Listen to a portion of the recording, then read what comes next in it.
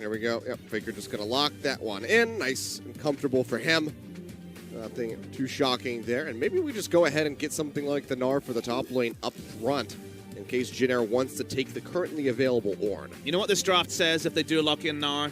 It says, look at these two strong lanes, which basically means Shyvana is probably around the corner. Achilles is exactly what you want to provide as Shyvana. Strong lanes as possible. So she can focus on farming, maybe getting a cheeky Drake, and then look towards the ganking a little bit later in the game. Umti's the only player who's played Warwick in the LCK in any recent memory, but will not be playing this game. He's already got the Sejuani to play. It's a top lane Sejuani. We're ready to go.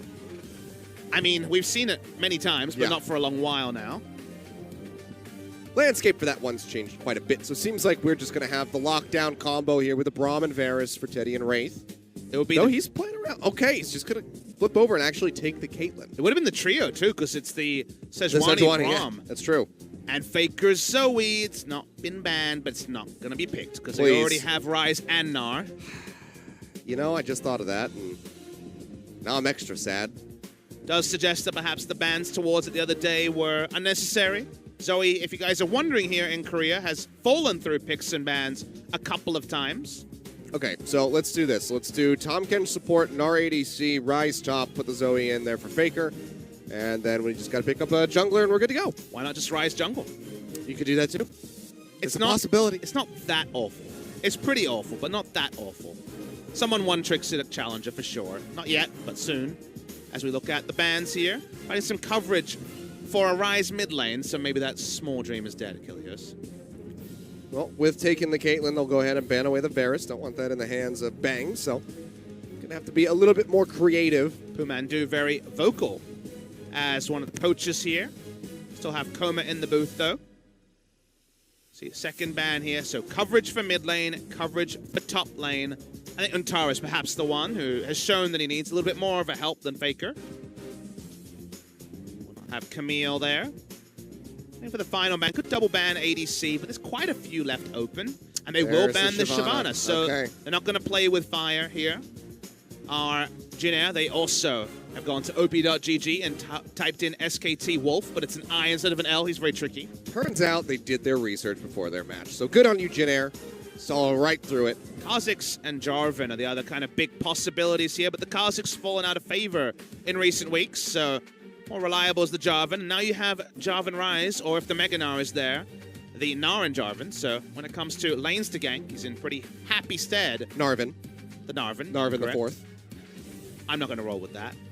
I wonder what the last pick will be here, because AD carry has been held for a long time. That doesn't always mean it's going to be something extra spicy, like a Jinx, but always an outside chance. So I'm going to be rocking the orange, going ultra standard, going to accept the fact that his laning phase isn't going to be the most happy, but could also see early ganks, because goes fleet footwork and does gank a lot more on the Sejuani than we've seen from other junglers. Final pick for mid lane.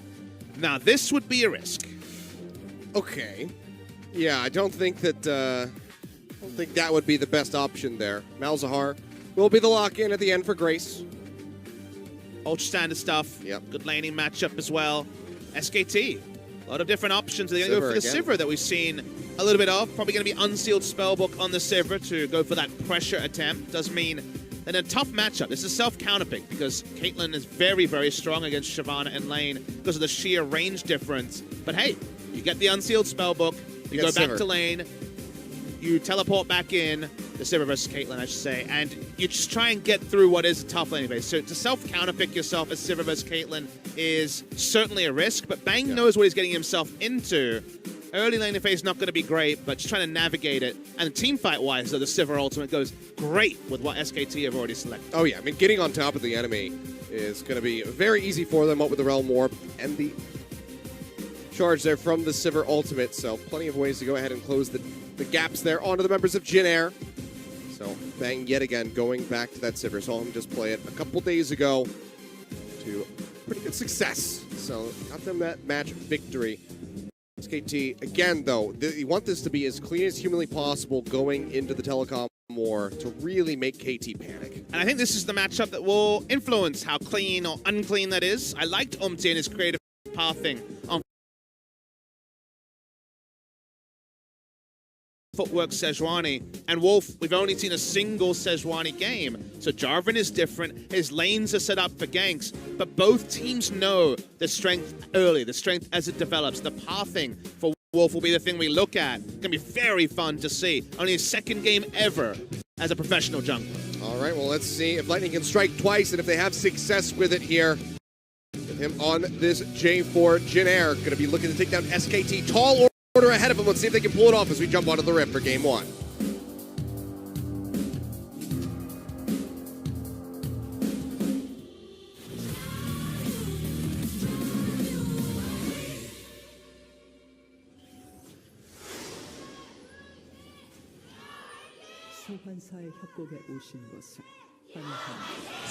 Of course, SKT fans going to be loud, going to be vocal as they show up here at the studio on a Saturday night to cheer on their favorite team.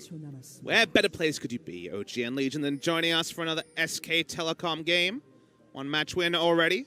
Want to get this one a bit cleaner. The 2-1 was a bit too extended for them against the Rocks Tigers. We'll see if they can definitely level up again. All these teams, you know, have a long year ahead of them. SKT expected to play international tournaments. So starting slow is not too surprising. The only man here who definitely didn't start slow was Faker, who was popping off every game. Yeah. Trying to get those kills in. It's something else that we have to track, though, is going to be score, getting closer and closer to that 500 game mark. I believe he's only a few away now. He's played 5 games. I spy with my little eye one of those series that happened during SKT's epic losing streak. Jin Air, yes. One of the many teams that were able to 2-0 SKT in the second round robin of Summer. So there's going to be some mini storylines, like payback for SKT to deal with in this particular first round robin.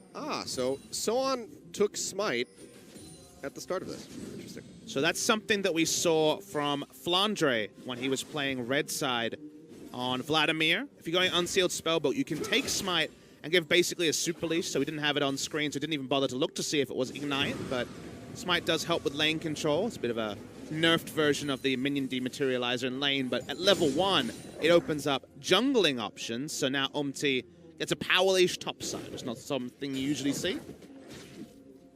Basically, what happens is Soan tanks at the start, bellows breath into a bit of damage, smites as he leaves to get his health back.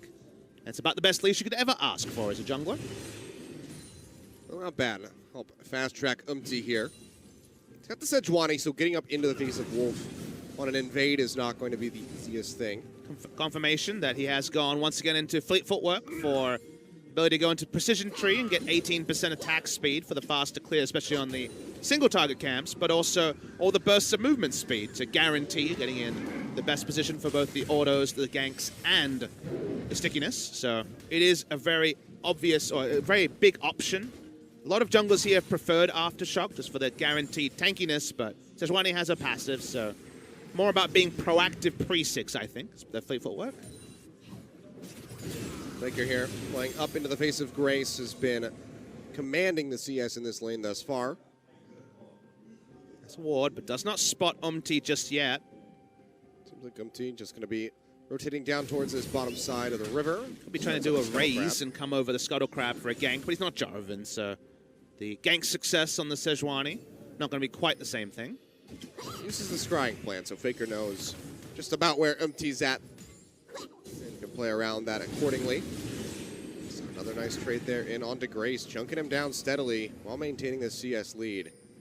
Yeah, Grace has been using his Malefic Visions just for lane harass rather than pushing with it, so the wave control has been there for Faker, and it does mean that Grace is going to fall dangerously low in mana. Notice that he did not go for the Spell Thief's Edge that Faker and a lot of mid laners have been preferring. Went for the Doran's Ring. He's not going to be rushing into the Twin Shadows. Bit of a change there. Altering in that build path. Several stopwatches here in the game, as we can see on our screens. Waiting for those to become available. 3 on the side of SK Telecom. Summoner spells are kind of the new norm. Do see Unsealed Spellbook on the Sivir, like I mentioned. Just pushing up toward the walls, just to give a bit more information on the pathing here. Stole away that blast cone. He did. It's worth so much gold. He's just shadowing Wolf. Wolf's just getting rid of all of his plants. Rude. Shattering those where he can. Just destroying his garden. He's battle warding in many ways. Hasn't looked for a lane gank at all. Umti's in vision here, so he's still going to kill his Gromp, but Wolf considering those options. A little bit more happy feeding than we see normally from junglers. He hasn't interacted with a camp in a good minute now. He's just kind of, you know, drifting along with the wind, wherever it takes him. It's a free spirit. I like how we just locked camera on Wolf. We're like, what's a day in the life of Jungle Wolf like? Hey! Okay, there we go. No smite available for Umti. Uses the Dragon Strike. I'm actually watching the creep score to see who gets it. Oh, it was Wolf. Oh, man. Now we got a bit of a battle. The freeze comes down onto Wolf. Grace coming in. Doesn't have that level 6 yet. And Faker's nearby. Grace is going to flash over the wall for this one. Flag and drag, taking Wolf out to safety. Electric Vision's ticking away, and well, he'll get out of there. Doesn't have to use his own flash, and Grace's will be down. Don't often see the aggressive flash as Malzahar pre-6, but Grace really wanted to get some tempo for the team with First Blood. Definitely some youthful exuberance there, Achilleos. Yeah, absolutely.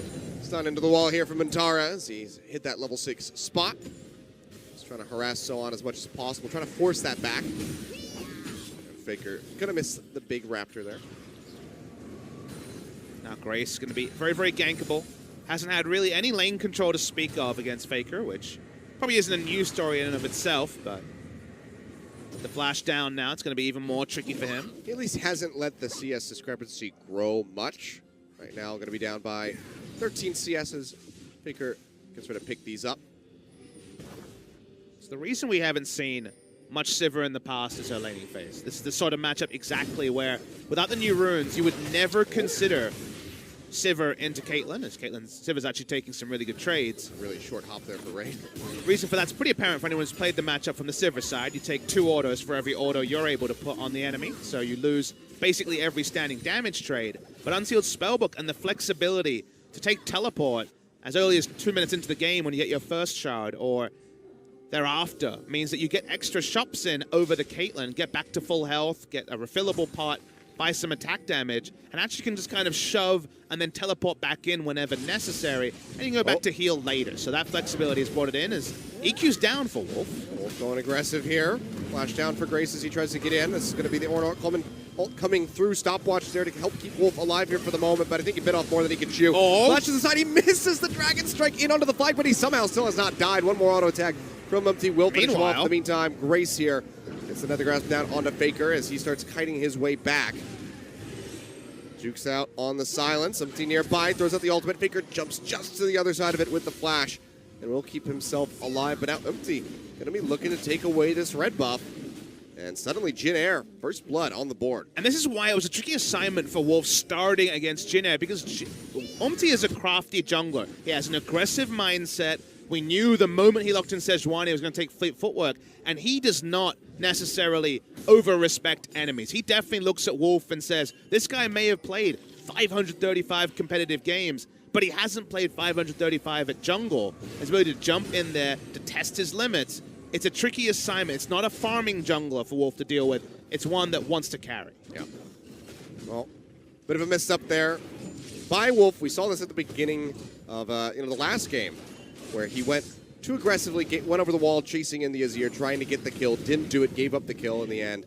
But they were able to turn things around from there. So maybe that's just kind of the jitters that he has to shake off at the beginning of each match. We give him one. Usually that's per career, but we're going to give him one per game because, you know, he's jungling for SK Telecom. Give him a chance. At least for the first couple of weeks, we have to give him the benefit of the doubt there. Won't get a replay on the queue to see if it was comically wide, but I was surprised it didn't go through, so I'll give Wolf that. Didn't quite catch exactly where it landed, just that it did not connect with the flag. So, unfortunate. Otherwise, very well could have gotten out of there. Farming's just going to continue. Despite the First Blood going over to the Jin Air, it's still going to be very even as far as the gold is concerned. Mostly due to Faker here in the mid lane, who still has that commanding lead, now growing it up to about 20 CS over Grace. And Wolf still has a situation where Montara is deeply pushing in top side. Sivir, with all her abilities to teleport back, has lane control over Caitlyn, at least early, so far at least from what we've seen on the map. Yep. So it's a sort of game where Wolf has license to invade, but after dying, his flash is down, and just kind of losing the last tete-a-tete with the enemy jungler, he's going to be a bit more passive. So right now, he's not able to capitalize on where the lanes are, which means that the pushing is kind of irrelevant as a factor right now. Let's see, at the moment, just hovering around the mid lane here, going to be picking up that Scuttle Crab yet again. Cloud Drake to start us off. 10 minutes in, no surprise that we haven't really seen anyone look twice at it. Likely just going to be sitting there for a pretty decent amount of time. 16, 18 minutes is kind of the range that we're seeing the lesser Drakes being taken. Faker clearly watched EU LCS last night with Perks trying to set CS records, and he's well on the way to his own. 108 CS already. He's pretty, yeah, it's keeping it on pace there. There's 3 boots as well. So yeah, the early game, I guess, complete, short of 1 gaff from Wolf. It's been pretty elementary. It's bot side, but he is spotted by a ward from SKT. Actually, here we go. Earlier than I anticipated will be this dragon. Started up. And that's 45 seconds. Teddy and Wraith joining in. Trying to stop this one. Wolf is in the vicinity. Does he want to go in for the steal? It's going to be no. Surrounded by 4 members there. Bert goes in, gets the slow flashes away from the ultimate. Seems like they're just going to go ahead and cruise their way back into the lane. Yeah, that's last time Kench game was pretty focused down as Faker. Oh, yeah, just going to go ahead and get the root. Misses out on that last Q, though. Just a bit of damage in, but really could have threatened Grace. Maybe gotten the flash out had he connected with that last one. No free minions with Faker. Zoning pretty extensively. No Sejuani's bot side. He's not respecting that. Will also hug the top side of the map when necessary. Gonna be a decent trade here. On to effort as they get the stun with the concussive blows. Bang trying to trade back, but doesn't have a heck of a lot of AD here at the moment. Or at least not the attack speed to really weave in those auto attacks. To really punish out Teddy. Teleported back into lane to Grace. Wolf's first thought, so aggressive, but just to put a ward down. If only he would walk up into that brush, he would see that there's some control ward sitting there. You assume with Wolf in the team, there'll be a pretty big buff in terms of vision control early. Always been a great warder himself. Looking at the wards, 2 good control wards defensively around bot side to stop Sivir fully abusing the teleport, just pushing with reckless abandon. At least one question mark going to be in the head was the double control ward. Deep vision at both the enemy Wolves and Raptors does tell them a lot about where the enemy jungler is, and Wolf will actually find the confirmation of that. Yep, there you go. Spots him out just at the end, though, so can't even try to take away even a few of those little Raptors. He's out on all of them. Meanwhile, effort all of his lonesome. He's going to pop the shield, and looks like he's going to be done for. Yeah, one more attack will take him down, and suddenly Jin Air 2-0 over SK Telecom. Gonna need some context on that one. Here. Yeah, I'm not really sure. I assume he was trying to hold the wave, but just didn't respect that Wraith and Teddy were there. Grace is here. It's going to go for a red buff steal. I think they know Jarvan is above them. Could turn on Jarvan here. I don't know if they have enough damage to take him down. It's Cinderhulk Jarvan, so red buff and leave. No risk to that. Effort's made a couple of these, you know, newbie mistakes. Even when Ruler debuted for Samsung, the kind of the last big hyped rookie. We're going to see a replay of this. Sivir had just backed, and, well, his back was cancelled. Okay. So then he was dead. The small mistakes, well taken advantage of by Wraith and Teddy, who, you know, we did hype up as a potential very promising bot lane. Didn't show too much in their debut a few days ago, but good little gamesmanship played by them there. I think the thing with effort is it takes time to really get everything down pat. What I was trying to say was that when he debuted Ruler, he had the kind of depressing stat of having the most solo deaths of any AD carry by a lot. He just would always stay for that extra minion wave, and I think that's what happened there, right? Effort could have gone for a safer back. He was like, let's min-max him back in the middle of the lane. He's taken out. Another advantage to Jin Air. Wolf hovering around mid here, but Baker has got the wave pushing up towards that turret, so getting a dive in on a Grace is going to be a pretty difficult task to pull off, so it seems like he's just shadowing for the moment to see if Umti shows up. In the meantime, Umti, he's just got the run of the map. He's just taking out that Rift Herald solo. There you go, finishes it off, and suddenly Jin Air picking up that first turret gold is pretty realistic. It's been really, really fun to watch Umti's pathing this game, because every time SKT think they're suckering the enemy into something, like the Rise overextending and Jarvan ready to go. It's clear that Umti's like, I'm just over here. Like, I know exactly what they're thinking about. No risk to this play. I'm going to get an extra buff. Now Wolf and Faker invade, but 2 control wards and also defensive vision here. We'll be trying to take away this red buff. Umti coming over the wall. Effort and Bang here to back him up. Chasing in. He's got the Malefic Vision taken away. Nethergrass going to be thrown down there in onto Wolf, but Faker is just unloading onto Grace. Almost gets the kill. One more hit would do it, but he just can't quite line it up. Charge coming through. Faker going to go ahead. Pop the stopwatch into the Realm Warp, takes himself out to safety, but in the meantime, Bang just gets absolutely annihilated by Teddy. 4-0, Jin Air starting to run away with this game a bit. Such great map movement from Jin Air, knowing that Umti could contest there. I thought for sure he'd pull out, but because they had the team in the right position, Malzahar unloads and Umti's there for the body block to stop Faker from picking up the kill. Everything working out for Jin Air across the map, even with Untara having a happy laning phase against Soa. A happy laning phase, but he's got the Black Cleaver and still hasn't even taken that much of a significant lead as far as the CS is concerned here against that Ornn. So Soan has been holding his own well enough, has the assist under his belt at the moment, and that's going to help nullify the slight gold lead that Untara would have. Now, that first turret gold going over to Jin Air, putting them further ahead in this game. 3,000 gold in the lead, and even a bit of damage in onto that tier 2 as the Rift Herald still got a charge off. Umti's been a star so far this game. He has really used his experience. This is Umti playing with confidence, not like the losing streak he was in at the end of spring season or even during summer season. When he became a starter, when this guy gets a couple of good performances behind him, not necessarily team performances, but he feels good about his own play, his good play in solo queue, he can really take the next step, and he's outclassing Wolf here, which is not a huge thing to say, but it's had a huge impact on this particular game. SKT gonna have to look to turn this around somehow here. Right now, pretty much the only person that's been having a decent enough time of it all is gonna be Faker, who's 30 CS up out of the mid lane at the moment. Imagine having Faker on your team where you can always assume that you'll have at least one person ahead of the curve with little resources making great play. It's such a thing to assume, but because it's SKT, because it's Faker, you can always assume he's going to have a game like this.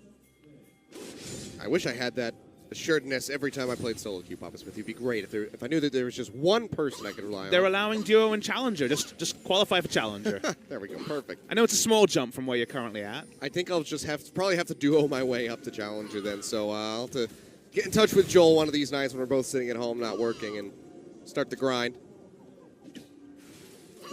We'll see. Maybe if I put Joel on my stream, I'll get viewers. That's the hope. No pimping out the stream on our stream, though, Achilles. I'm not giving the link. Just referencing that one exists. Okay. And also, it was mostly to praise Joel. ARAM has ended as we see Wolf EQ into Umti, but not going to stick any damage. Going for the transformation here. They jump in onto Effort. He's going to go big. Cataclysm comes down. Hasn't really been able to pin anybody with the ultimate yet. Hasn't gotten in position. The Forge God not really going to be getting anything either. Can't get that bounce back. Faker trades a little bit of damage there onto the Sejuani, but that's about it. No one really going super low at the moment. Grace wasn't there. By the time he showed up, Faker had used his QSS, but no ability to turn. Malzahar here patrolling. Over now onto the Infernal Drake.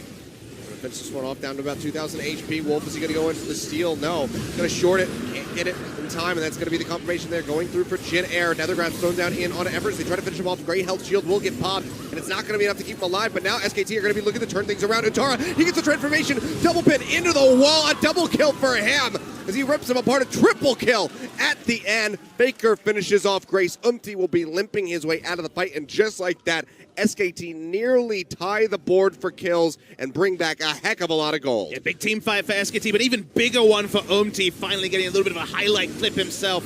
We're going to see the replay. Early take on the Inferno, so Jin Air so far feeling good. They turn onto Effort. They actually burn him through the Grey Health, but there's no ability to back off. During all of this good news, Untara had been building up his Narbar, flashes in, Killer Instinct is well observed. They clean up 3 members further. They get 4 on the table. They take the mid lane outer turret.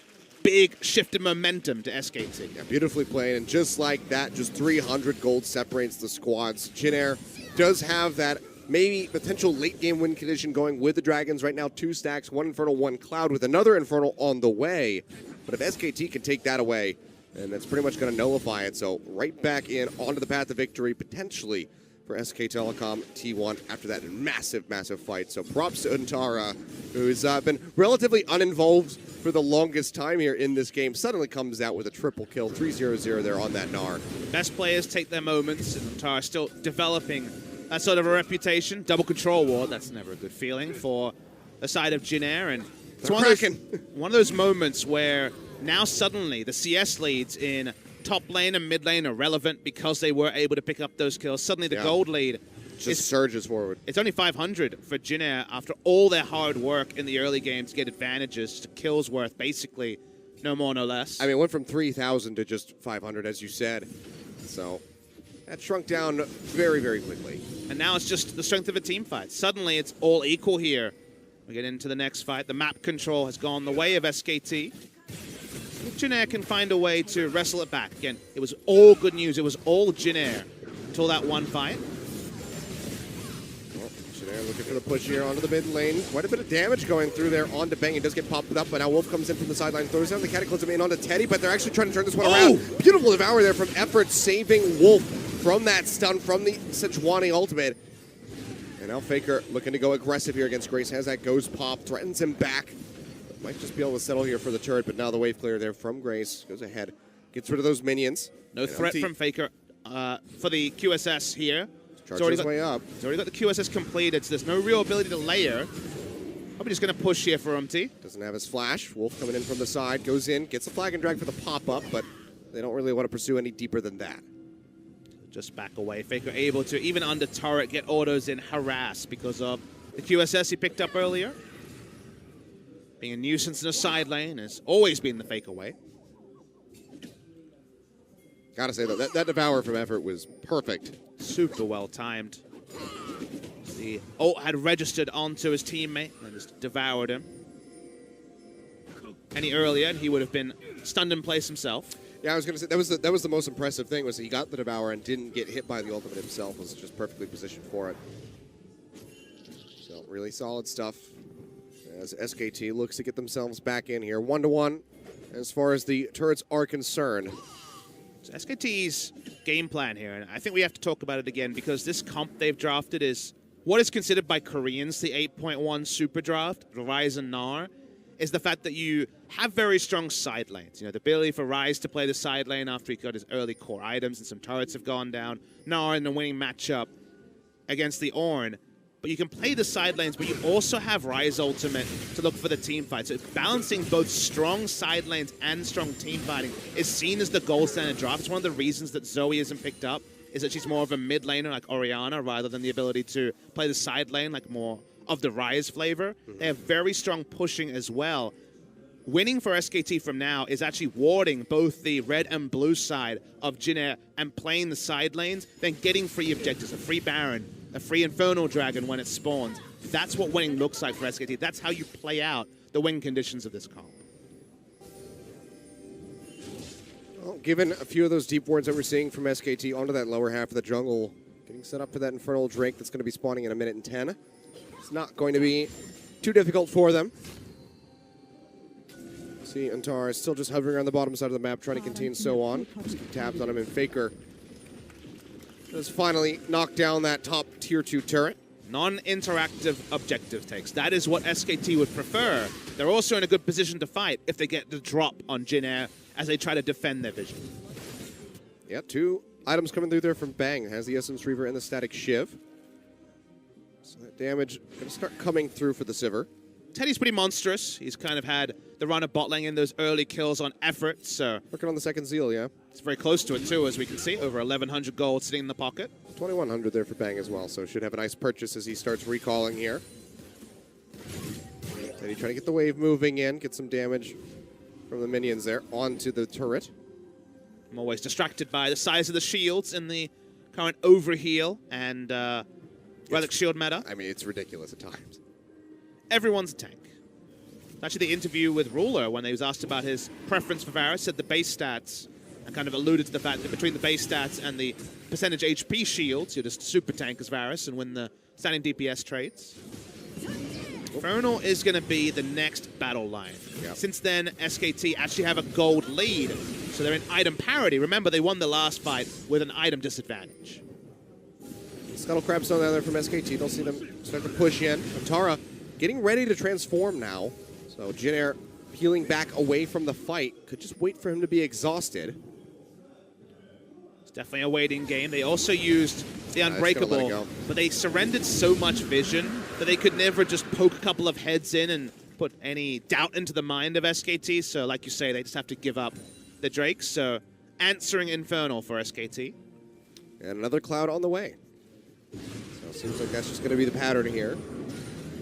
This is what map pressure looks like. This is how you play out the draft from SKT. You get the one lead, you put down the vision, you put doubt into the mind of your enemy. That was just a... It's just going to get the minions. Exactly. That was just a CS score, use of the Realm Warp. They're very low cooldown, of course. SKT haven't had to take a risk ever since they won the fight they felt like they were destined to. That's why for now it's kind of on Jin Air to find a way back into the game that it feels like already is slipping away from. SKT have shifted it. Now 500 gold in their favor. Jin Air, if they can just get back onto the path that they started off on with this game, still do have a chance to take this one out. Like you said, Teddy is pretty monstrous. 3-1-0 there with the Caitlyn, 3 completed items. So the question is how, right? It's very easy for me to say, well, just get back into it. No, just win. And the problem they have is that Malzahar doesn't want to side lane against Ryze. He's going to try something because Umti's here. Gonna have some backup. The other guy's coming through. Faker just going to go ahead. Get himself out of that one. The connection there with the ultimate, and now it's just going to be opening up here in onto Umti. He's going to get devoured. His effort just goes ahead and snatches him up, spits him out, takes him out with the kill. Wolf playing around the backside, looking for an opportunity perhaps to get back in with a flag and drag, but he's low, so he's got to play this one pretty cautiously. Tara goes forward, tries to get the slow ups there onto Sohan, but he's still very tanky. So without the full-on pile-in from SKT, getting the kill there onto the Ornn, looking not quite possible. But now SKT getting ready to posture up around the Baron, perhaps just establish some vision. He's going to be back up in 15 seconds. They don't quite have the damage yet to burn it down. The irony of all of this is the point I was going to make is that Jin Air was trying to match SKT at playing 3 lanes, but their champs don't do it as well. Ryze with QSS answers Malzahar mobility, dances around as Fakers want to do.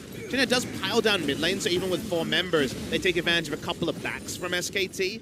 But the problem for Jin Air is, what did we say about the SKT draft? It's best at playing 3 lanes. When Jin Air try to answer them, the sort of pain that we saw earlier is likely to come again. Jin Air is certainly keeping it interesting, so got to give him credit for that. Trying to keep things as even as humanly possible. SKT now going to get their chance to push in, establish vision control around the Baron.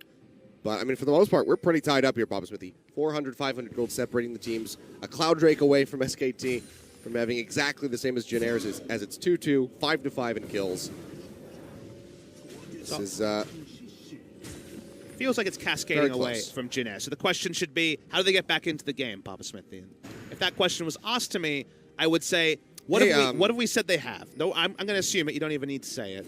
I'm going to say, well, we've complemented the Caitlyn. The Caitlyn's big. 3 items and a QSS. If you play around Caitlyn's lanes, if Caitlyn's mid lane pushing in and push down vision, maybe a Baron setup becomes reliable. They want more of a true 5v5 here, Jin Air, rather than trying to play in the top side or the bot side. So the ability to play around the power they have, the one place of power, which to me truly is the Caitlyn. Oh. Don't play around Grace, who unfortunately is getting a chase. Here's the pinch coming through. The root comes down, and he just gets decimated. Faker just annihilates him right there.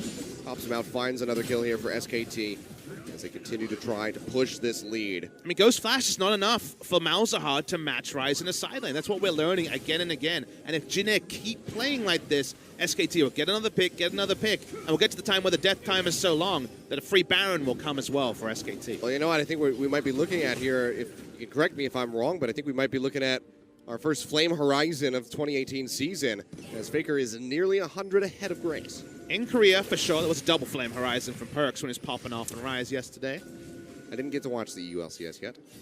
I'll have to check out the VODs. Got a couple days off coming up, so I can finally catch up with that and watch the launch of the NALCS as well. The Legends happening everywhere. Good news, the VODs are shorter. Best of 1 is hit, so... Yeah, it's true. Doesn't take nearly as much time to pour through them. but also feels bad best of 1. It's still the best of 3, though, LPL 2, so plenty of games here. Short week, though, 4 days only in this week of LCK. Good news, though, to you LCK fans out there, is it's 6 days in a row next week. Got to find that time up somewhere, so yep, 6 days in a row. Whoever's casting that's going to have a lot of work to do. I think I cast 1 of those days. I think I cast 6 of those days. Including my birthday on Friday. That's true. But I got a birthday treat. It is almost your birthday, and you still haven't decided what we're doing to celebrate that yet. So I'm waiting with bated breath to find out. I'm going to be responsible because I worked the day before and the day after. All right, so some delayed shenanigans, perhaps here, as that's not quite where you wanted that bowler to go. Makes it out with his life. Doesn't even have the flash to use if he needed it. Wasn't the best look there for Omti. You know, this really is the best use of Feels Birthday Man. Feels Birthday Man looks so sad. Why does the emote look sad? That's the part I never understood. Well, that's why. Well, I mean, aren't you pretty sad that you can't go have some shenanigans? I mean, on your it birthday? fits this scenario, but you think most birthday wishes were positive. Maybe the frog has to work every day around his birthday every year. I'll take it as a personal Pepe. There you go. Well, SKT, they basically played the game out exactly as they wanted to from the start. They were slowed down by how smart Jin Air's early game was, but now there's so much darkness on the map. Gilios goes like that active Nocturne at all times. They keep pushing up the vision. They keep clearing Jin Air's vision, and eventually that Baron buff's going to be safe enough to start. See there, Faker taking a rotation of spells from Gray still really isn't enough to whittle him down, even with that Leander's Torment. Cloud Drake going through there for SKT. Even them up on objectives. Elder going to be the next one here. Realm Warp's coming through from Faker. He's going in aggressive. Gets the route down here in onto Umti. Abyssal Voyage comes through from the sidelines. Empty flash to the side, but he's just going to get devoured mid-charge. Spat back out, and bang, comes up with the kill. And SKT, if they wanted any further invitation to start up the Baron, I think getting rid of the enemy Smite is pretty much all that they needed. Didn't overinvest in ultimates. They still have Cataclysm up. Faker's still going here. Gets the route down there onto Soon. It takes a heck of a lot of damage. Teddy again with this Caitlyn can pump out the damage pretty consistently. More ability to turn onto Baron that time. Faker's going to go pick up his blue buff and back is my guess. Surrendering some map control even after turning the game into a 5v4. Felt like that was going to be the commitment, but Jin Air, they're the ones who are starting to inch their way over, but be way too risky, it seems. They definitely won't start it. It's not a realistic move there for Jin Air. But at least in their minds, they're like, okay, could have been worse. They've done crazier things. Jin Air's done a lot of things. I don't know if this is going to be a Gathering Storm game, but we are 32 minutes in. SKT in full control for about 10 of them. Items piling up for Faker. Now has the Void Staff. Seraph's basically only has the annoying QSS item slot that eventually he will replace with a Death Cap. I hope he gets a Mercurial Scimitar. It'd be great. We've seen it before. Oh, yeah. I think we saw Mercurial Scimitar Maokai. That was probably the pinnacle. Yes, we certainly have. When you couldn't get away without taking a QSS against Trundle. I mean, I think we've seen it built up by many tanks during that era. So we probably had Nautilus in there at some point as well. Kind of relieved we don't have Nautilus in the top lane meta right now. The Ornn and Nautilus do share a lot of traits. Immovable, both of them. Yep. Faker's, once again, is kind of playing a game as if he has his own basketball and doing whatever he wants. He was the one who set up the pick that got them the last kill of the game. Hanging around the sidelines. Was spotted in a couple of wards, so Jin Air pretty understanding of where he's at the moment. Pings from everyone. Nars bot lane. Someone does have teleport and will waddle down to the bot lane to answer. Faker coming down the river is spotted out. Are they going to try to pinch him? Looks like the answer is going to be yes. He starts up that Scuttle Crab. Might have to go ahead and burn the flash over the wall. And the grasp is going to come through. Pops a QSS to keep himself alive. I'd love to get a second summon. He's waiting for the dangerously low. Yep, there it is. The Devour over the wall effort will take him out. Doesn't mean he's completely out of the fight, though, so it's sort of a 5v4 here. Didn't have to invest both of their long cooldown ultimates. Oh.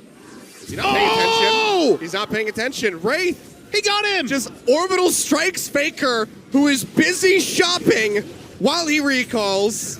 There's going to be more. They're going to come in and take the inhibitor. Sorry, the outer turret here. The inner turret. I can't believe it. I am like at a loss for words right there. Faker, what a What a rookie mistake from him to make on that recall. Wraith just takes him right out of the fight. I can't believe it. He makes all the hard things look easy, and then he made the recall, the blue bill, look oh so difficult. Jin Air can't believe their luck. Wraith just assassinated his old teammate Faker with a redemption. No sniggering over there, Achilles. We still have a serious game happening here. It's just one of the few things I didn't think I would see happen to Faker. Oh boy, well that was exciting. I just stared at it like I was watching a train crash. I didn't know what to say or do. He might still win the MVP interview, so that's going to be a question I wonder if they have the balls to ask. That would be a great one. You died to redemption. How did you feel about it? I don't want to talk about this. Oh boy. Well, here we go. Abyssal Voyage coming through as they try to get another pinch here onto Umpty. He's going to cut his way up towards the top side. Takes the blast going over the wall effort. Trying to chase him down, get into that tongue lash range. But the ultimate will lock him in. SKT clearing out the vision. Do they want to start this? The answer is going to be yes. So one has to teleport early. He does now. It's good damage here. They're turned off already. Yep. TP does get canceled out. The Baron does heal up as well. Realm Warp, where's it going? Apparently nowhere. Everyone backs out of it. That was anticlimactic. Baker goes top lane. He's going to go pushing the minions. I think all of SKT's in a bit of a funk for a second. They're like, wait, what happened? Damn redemption, man. It's deadly. Ultra Infinity Edge already complete here for Teddy. I'm just going to find new adjectives to describe the buffed up Infinity Edge. I don't know the actual name. Super Infinity Edge. I called it that earlier. We've got Ultra and Super so far. We'll wait for the next one. Don't use them all, Killer. It's a long season. We have to make a patch not to look up the real name. All right. Yep. That's the first Ornn upgrade so far. Not like Smeb, who got an itchy trigger finger and like 3 minutes into the game had an upgraded item. Here we go, Jin Air. They're starting this up. Faker taking the long way around. Banner comes down from Wolf to get the vision inside the pit. Trap line set up. TP now coming through. Baron at 4,000. Tara doesn't have any of that Narbar built up. He's going to get jumped on. The Devourer comes through. Tries to get the bounce back. It's a double pop up there. Baron's still leashed. Yeah, Faker going in. Big tries to get some damage down. Grace goes low. Cataclysm out from Wolf. And that is going to be the kill. One final auto attack gets rid of the Malzahar. Now Baron healing up on the backside. Wolf drawing everyone's attention. Teddy will finish him off. Faker going low. The Baron nearly killing him as Antara goes mega. The Sun in onto the wall, trying to finish off Wraith, trying to finish off Umpty, anything that they can get. The crit finally comes through from Bang, throwing that last little auto attack. Kills him off, gets rid of the smite, but it's just so dangerously low on several members that SKT have to peel back. They cannot re-engage the Baron, at least at the moment. And this could take a while, so why don't you take it over, Pop? You know, eventually kill Sowan, who's got another ult, because that's just how Ornn rolls. He will die eventually. Let's see if they turn back onto the Baron, even with Wolf dead. Definitely a degree of risk to that. The call is to take Baron. They're doing it, so yeah, going to be... Ryze can swap into teleport. Swap the ghost to teleport and be there. So it could be a 4v2. The Teddy are here. He does it. Okay, teleport coming in. Yep, TP from Faker.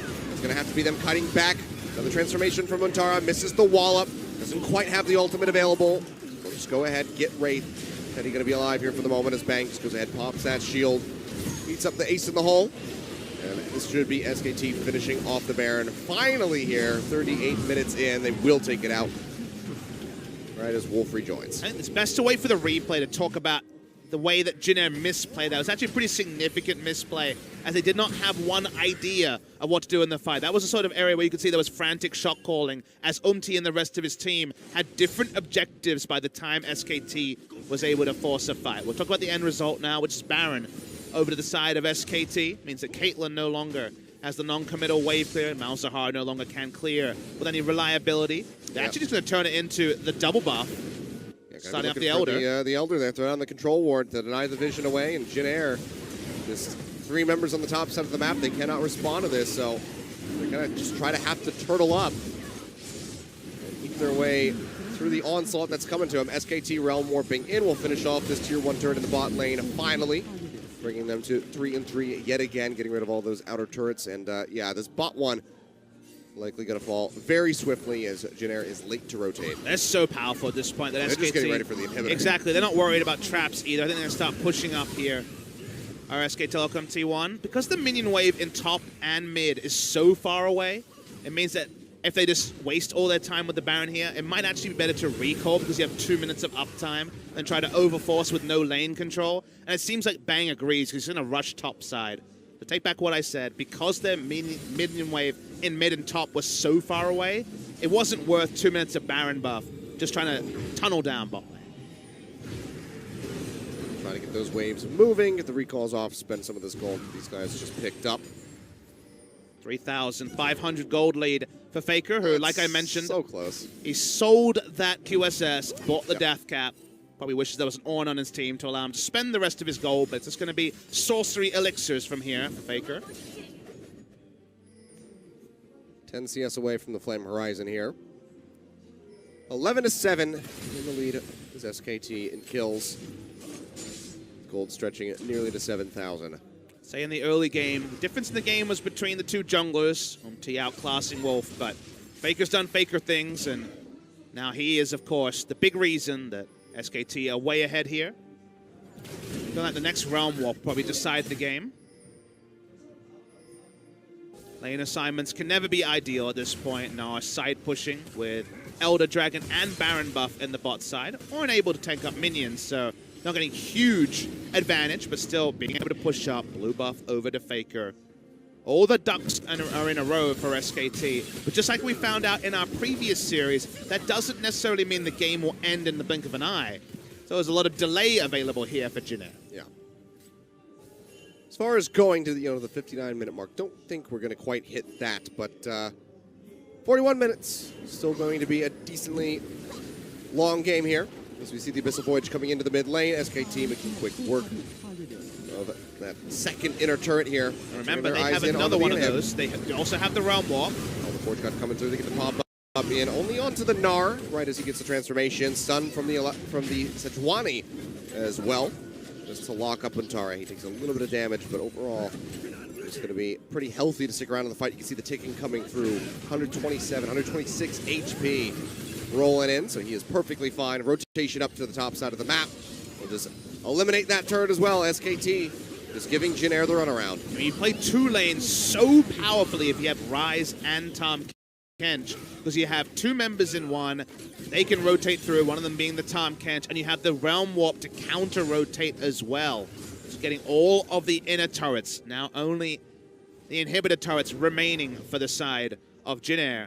Game will probably have to stall out till the next Baron, just because SKT don't really have the need to overforce under a turret. They have pretty much the sewn-up guaranteed win if they can get another Baron and act on it from there, especially if it draws Jin Air out for a fight that they may not be able to take any longer into the game.